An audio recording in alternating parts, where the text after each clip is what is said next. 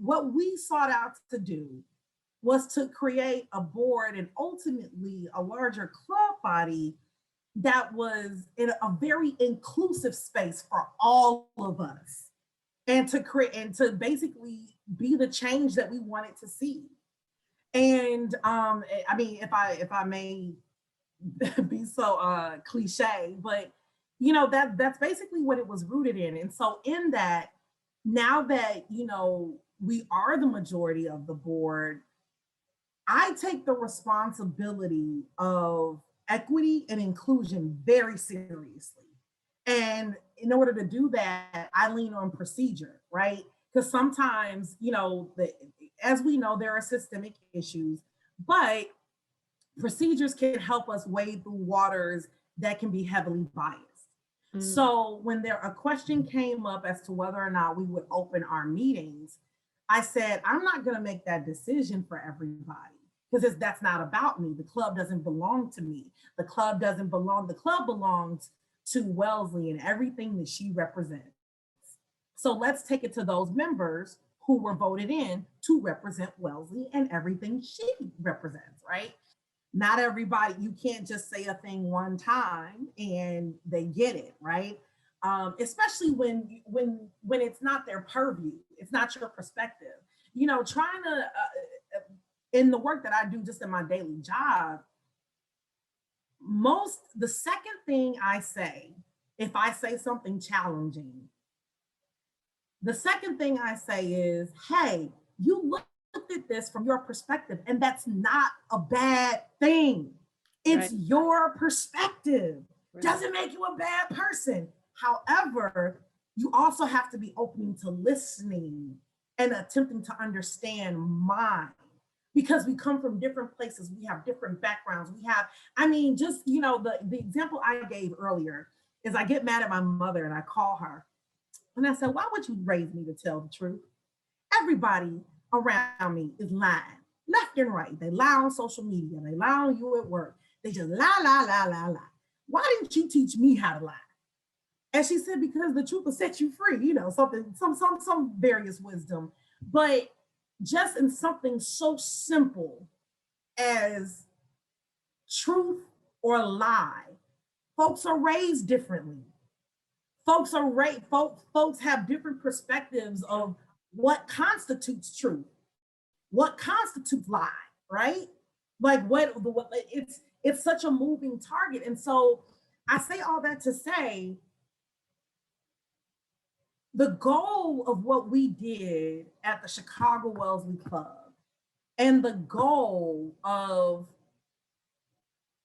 getting knee deep into the work of WRJI was to bring all of those perspectives to the table at our local level, because those are the same perspectives that showed up in the dining halls when we were students.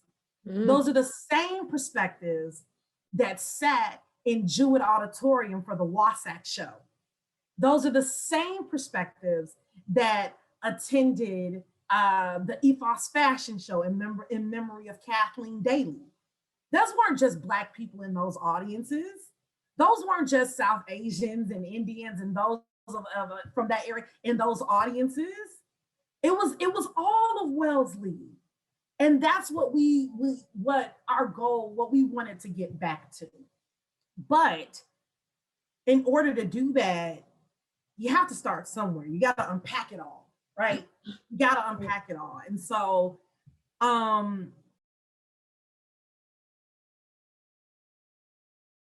since I graduated in 2004, I was always, there wasn't a year that went by that I didn't attend a college fair or some kind of panel. So I was always a very strong alumni admissions representative. I would interview, but I never had a desire to attend an annual meeting or to attend more holiday teas after I attended a few, and just didn't find any.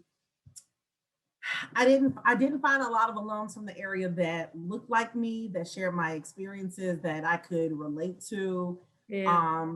And it just seemed very off-putting. And so, but I continued to help out where I could. And I guess I tried to recruit more folks that look like me from Chicago, from the area, right? And but it wasn't. It was maybe April, May 2020. I get a call from an alum who says, "So you're going to be on the board of the Chicago Wellesley Club as the VP of admissions." And I was like, "Who is this? I don't know." Like, but she said, "I am." It was Patricia Mell, and she was the outgoing vice president, and now she is returned as vice president. And Patricia Mell, she says, "I'm building the slate for next year, and birdies have told me that you need to be on it." And I said, "Well, I don't know about this." That she said, "I don't want to hear that." And so it was one of those situations that when a Wellesley woman calls you out the blue and voluntold you to do something, it must be important. And so I said, "You know what, Hollee, stop running. You could actually get in and see how, knowing that you didn't feel supported as a young alum, you're now in a position, career-wise, family-wise, financially, where you could support more, right?" And I said, "Okay." And so I did. And the first meeting is when everything went to hell. Okay.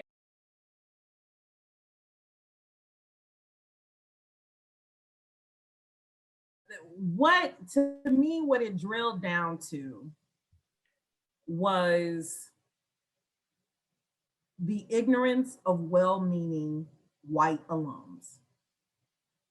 And again, I want to stress, doesn't make them bad folks, but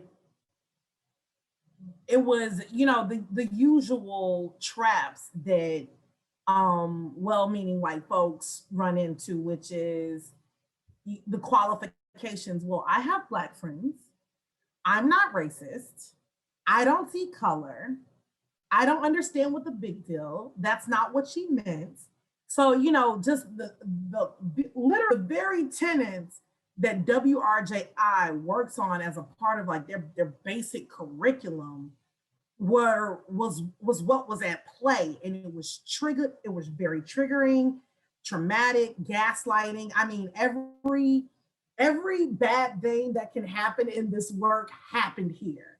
And the issue was not so much that it happened, but a lack of understanding as to why the members of color were upset. There was this huge disconnect of, I don't understand what the big deal is. And it's like, no, and you got to remember, this is literally like a month on the heels of George Floyd. Right. Within COVID, right? Yeah. And the first time where there were enough people of color on the board to say, enough. It's because what we consistently heard was from like when we reached out to older alums of color who had been on the board, well, that's just how so-and-so is. Well, that's just how so-and-so is. I mean, you can run out a number of names, I'm sure, which that's just how they are. And no one challenges them. People, I think the club was a microcosm of everyday society. But every day we have to navigate, do we fight the fight or do we just let them exist in ignorance? And I think the difference that happened here is that we put on our big girl panties and decided to fight the fight. Now, okay, to go on to your next question, because I know where you're going. Uncategorically, had it not been for the recommendation, the multiple recommendations and support from the Alumni Association to say, call WRJI. This is what they're here for. This is what you should do. We're not going to police this. You need education. you need to work through this and to hear some hard truths. And the other, what propelled it even further and which was much more convincing to the financial piece of it all, right? Was the fact that that WRJI was a prominent feature at Blueprint that fall. That in the volunteer agreement, WRJI mission and vision and tenets were included in that. Wow. So what it really did was create this system of accountability that if you called yourself an alum of Wellesley and committed to her mission, you could not escape it, even if you wanted to. You could not turn a blind eye to it. And I believe that was extremely helpful in convincing participation, in convincing financial commitment to that participation, and then convincing our board, our small and divided board, to fund the remainder of the cost of training outside of our personal contributions.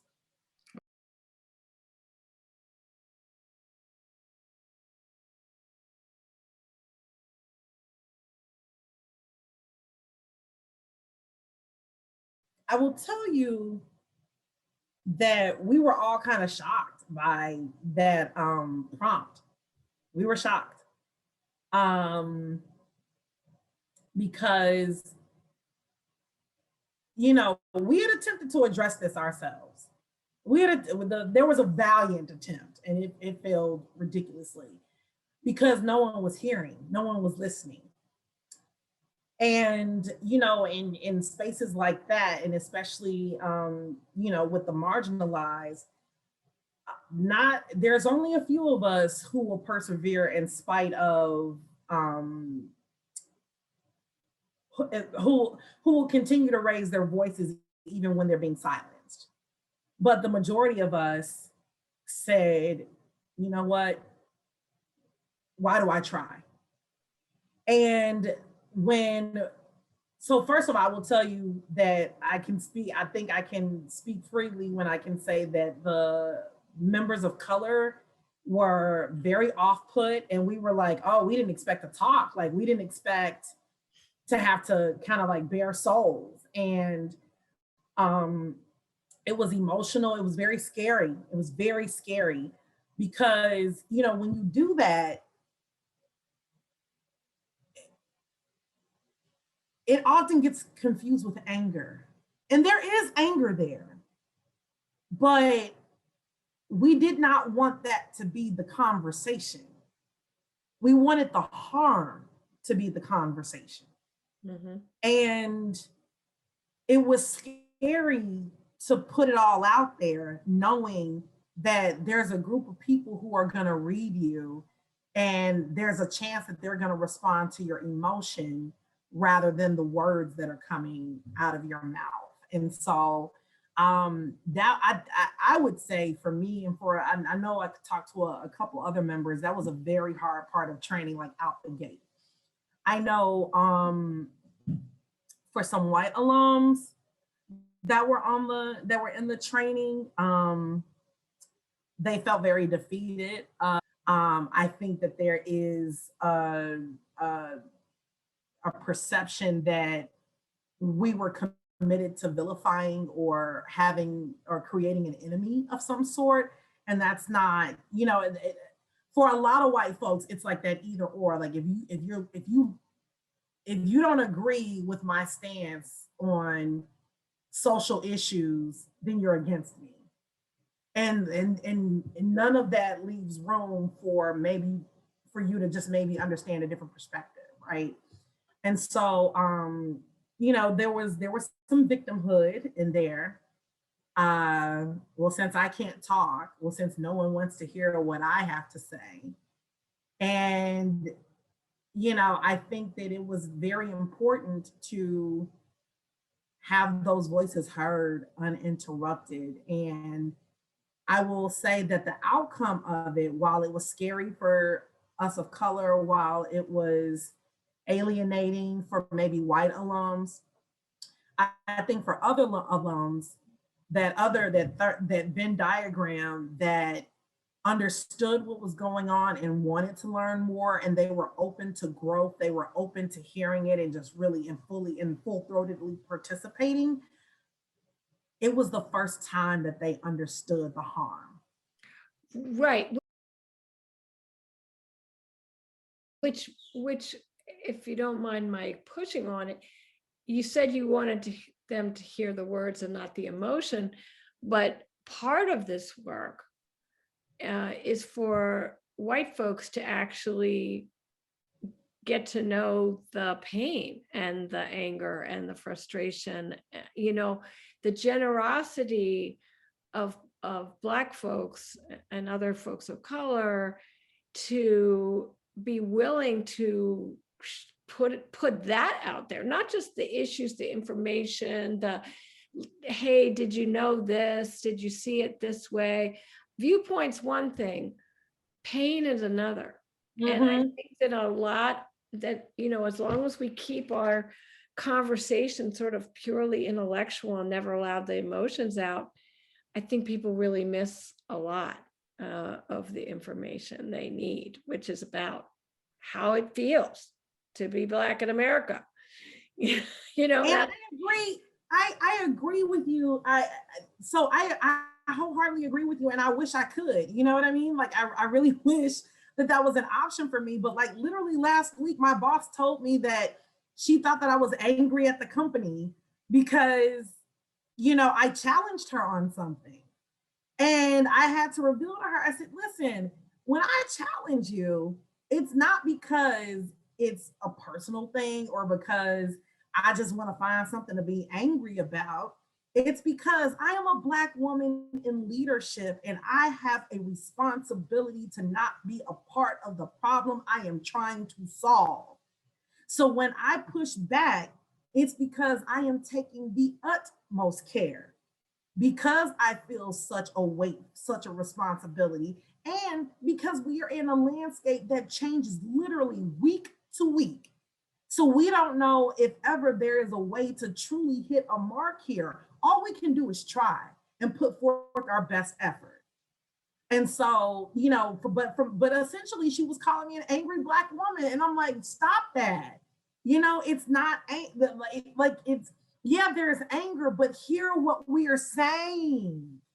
And so, you know, part of my code switching is learning how to say hard things without pain. And if you can imagine the trauma that inspires in folks, right? Yeah. No, I mean, if you ever catch us doing that, please raise your hand, because it part of the information that we need is how it feels. Right? You know, we can. I remember.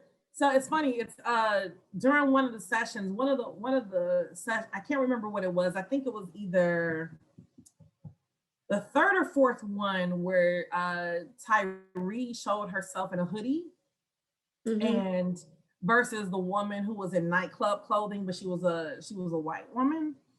And I remember saying during that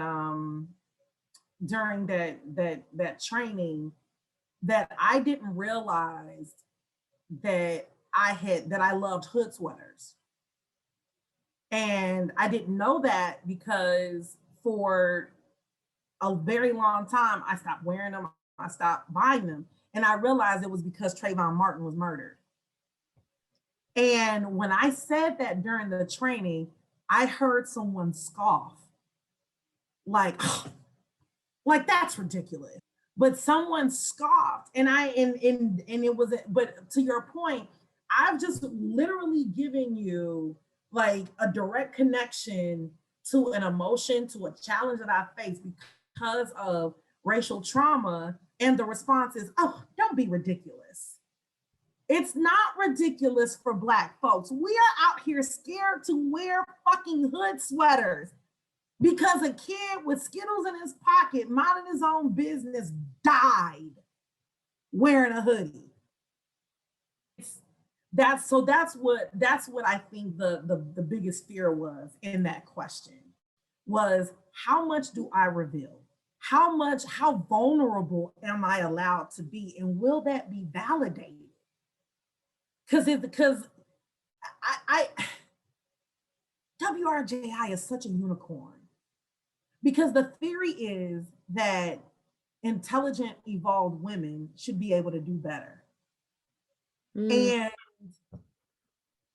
here we have this organization that is taking all of us to task and making sure and evolving our cultural and systemic competencies, especially around racism. And you know, it was very hard to believe that there was space for our vulnerability in that question.